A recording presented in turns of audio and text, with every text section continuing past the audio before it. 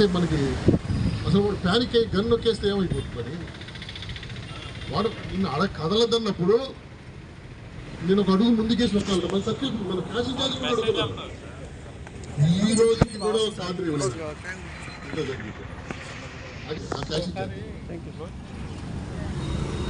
ఎంత క్యాష్ ఉంటుంది మన దగ్గర ఈరోజు పరిస్థితులు బాగలేదు అసలు నేను చెప్తున్నా రిస్క్ మ్యాట్రిక్స్ ఏదైతే ఉందో దాన్ని పూర్తిగా మార్చాలి ఆ రిస్క్ మ్యాట్రిక్స్ కరెక్ట్ కాదు మీరు రిస్క్ మ్యాట్రిక్స్లో ఇచ్చిన పాయింట్లు ఎట్లున్నాయంటే ఎట్లా కూడా అది 50,000 పెంచవు ఇక్కడ గార్లు ఎక్కడ చేస్తారు ఇందులో రిస్క్ ఒక 3 అటెంప్ట్ జరిగినా కూడా మేనేజ్మెంట్ సీసీ కెమెరాలు ఉన్నాయి కదా అవి రికార్డ్ చేస్తాయి కదా వాళ్ళు వచ్చినప్పుడు క్యాష్ ఇచ్చేస్తే సరిపోతుంది కదా ఇంత దూరం ఎందుకు తెచ్చుకుంటున్నారు అంటారు వాళ్ళు ఇప్పుడు ఏం చేయాలి చెప్పండి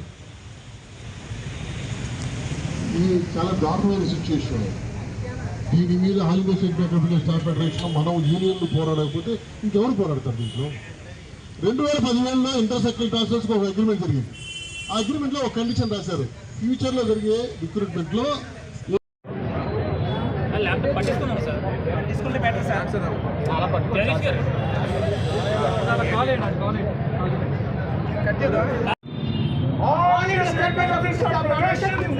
जिंदाबाद जिंदाबाद फेडरेशन जिंदाबाद जिंदाबाद जिंदाबाद federation long live federation long live federation march on federation march on పోరాడి తీరుతాం సాధించి తీరుతాం పోరాడి తీరుతాం సాధించి తీరుతాం పోరాడి తీరుతాం సాధించి తీరుతాం నిన్నటి విజయం మనదే మనదే నిన్నటి విజయం మనదే మనదే నేటి విజయం మనదే మనదే రేపటి విజయం మనదే మనదే అరే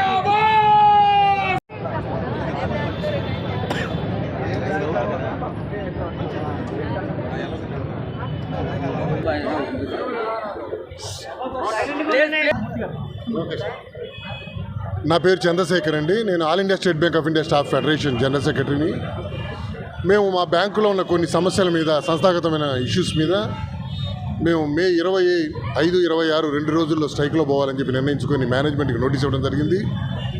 ముఖ్యంగా ఉన్న సమస్యలు messenger recruitment, outsourcing, armed guard recruitment, అలానే న్యూ పెన్షన్ స్కీమ్లో ఉన్న ఇష్యూస్, అలానే ఇంటర్ సర్కిల్ ట్రాన్స్ఫర్స్, వీటి మీద ఈ ఇష్యూస్ మీద గత 2 సంవత్సరాలుగా మేనేజ్మెంట్తో అంతకుముందు కూడా చాలాసార్లు రిప్రజెంట్ చేయడం జరిగింది. గవర్నమెంట్ ఆఫ్ ఇండియా కూడా డైరెక్షన్ కొన్నిట్లో డైరెక్షన్ కూడా ఇవ్వడం జరిగింది. ఇంటర్ సర్కిల్ ట్రాన్స్ఫర్ కానివ్వండి, న్యూ పెన్షన్ స్కీమ్ కానివ్వండి, వీటన్నిటి మీద మేనేజ్మెంట్ కూడా బ్యాంకుకి కూడా డైరెక్షన్లు ఇవ్వడం జరిగింది. ఆనరబుల్ ఫైనాన్స్ మినిస్టర్ గారు డిఎఫ్ఎస్ గారి దగ్గర నుంచి 2 సార్లు లెటర్ కూడా రావడం జరిగింది రిప్రజెంట్ వీటిని ఇంప్లిమెంట్ చేయమని. ఈవెన్ దెన్ వాటి గురించి ఇంప్లిమెంట్ చేయట్లేదు. దీని మీద చాలా ఇబ్బందులు కూడా జరుగుతున్నాయి.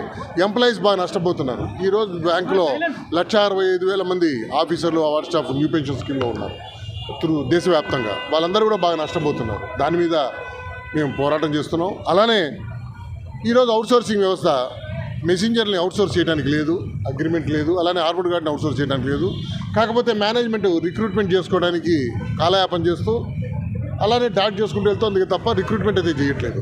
మరి ఆ మెసెంజర్లు లేరు. మరి మెసెంజర్ డ్యూటీలు ఎవరు చేస్తున్నారంటే ఈరోజు అవుట్సోర్సింగ్, స్వీపింగ్, డస్టింగ్ చేయవలసిన వాళ్ళు మినిమం వేజెస్ ప్రకారం 12,000 శాలరీ తీసుకుని 6 గంటలు మాత్రమే రోజు బ్యాంకులో పనిచేసిన వాళ్ళు పొద్దున 9 నుంచి రాత్రి 9 దాకా పనిచేస్తూ, అదే 12,000కి రాత్రి 9 దాకా పనిచేస్తూ, ఆదివారాలు కూడా వచ్చి పనిచేస్తూ వాళ్ళే మెసెంజర్ డ్యూటీలు కూడా చేస్తున్నారు. ఇది ఒక రకమైన ఎక్స్ప్లాయిటేషన్. ఇది దేశంలో ఉన్న చట్టాలకు వ్యతిరేకంగా జరుగుతున్నది. కాబట్టి దీన్ని మేనేజ్మెంట్ దృష్టికి తీసుకురావడం జరిగింది. మేనేజ్మెంట్ దీన్ని రెక్టిఫై చేస్తూ ఉంటున్నారు, కానీ ఇంతవరకు రెక్టిఫై చేయలేదు. వాళ్ళకి చాలా ఖర్చులు ఉంటాయి, వాళ్ళ ఇబ్బందులు ఉన్నాయి. వాళ్ళు ఈరోజు దేశవ్యాప్తంగా 60,000 మంది అటువంటి ఉద్యోగస్తులు స్టేట్ బ్యాంక్ ఆఫ్ ఇండియాలో పనిచేస్తున్నారు. సో వీళ్ళందరి తరఫున మేము వాళ్ళ జీవితాలు బాగుండాలని చెప్పని, అలానే ఆర్మ్డ్ గార్డ్ రిక్రూట్మెంట్ జరగాలని చెప్పని, న్యూ పెన్షన్ స్కీమ్ కోసం కానివ్వండి, ఐసీటీ ట్రాన్స్ఫర్స్ కోసం, అవుట్సోర్సింగ్ ఆపాలని, వీటి మీద మేము స్ట్రైక్లో నోటీస్ ఇవ్వడం జరిగింది. మేనేజ్మెంట్తో చర్చలు జరుగుతున్నాయి. ఆల్రెడీ మొన్న 12వ తారీఖు చీఫ్ లేబర్ కమిషనర్, ఈ దేశంలో ఉన్న చీఫ్ లేబర్ కమిషనర్ గారు పిలిపించడం జరిగింది. కన్సిలియేషన్ చర్చలు కూడా జరిగాయి. ఆ రోజు చర్చల్లో ఏమాత్రం పురోగతి లేదు. అందువల్ల మేము స్ట్రైక్లో పోవాలని నిర్ణయించుకున్నాం. కానీ తర్వాత మళ్ళీ మేనేజ్మెంట్ 2 దఫాలుగా పిలిచి చర్చించడం జరిగింది. కానీ సంపూర్ణమైన ప్రగతి అయితే లేదు, దీంట్లో ప్రోగ్రెస్ లేదు. సో మేము స్ట్రైక్లో పోవడానికి నిర్ణయించుకున్నాం. మళ్ళీ రేపు మేనేజ్మెంట్ పిలిచింది, చూద్దాం రేపు ఏమవుతుందో. బట్ ఏమాత్రం వీటిని మనకు పరిష్కారం కాకపోతే మేము ఈరోజు స్ట్రైక్లో పోవడమే కాదు, రాబోయే రోజుల్లో ఇండెఫినిట్ స్ట్రైక్ పోవడానికి కూడా సిద్ధంగా ఉన్నాం.